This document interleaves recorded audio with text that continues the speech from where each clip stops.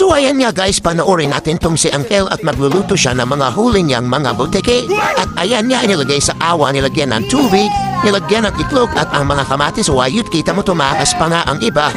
Ayan, kita mo, yan binalik niya ni Uncle. At syempre, ayan na mekos-mekos na at in-strainer na nga ito.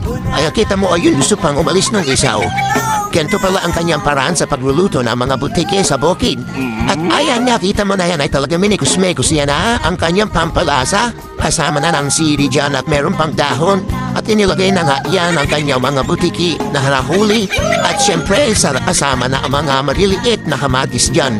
Mukhang masarap na ito niluluto ni Uncle Lo at minikos-mekos na nga niya. May special na ingredients na yan at may mga dahal pa ng laurel yan. Yang kita mo at okay na nga ito. Ayan o, naku.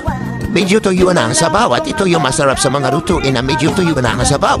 Dahil pasok na pasok ang lasa sa mga nilutuin niya. At ayan na nga unang tikim ni Uncle at nakukita mo naman talagang napapailing siya dahil sobrang sarap na daw nito.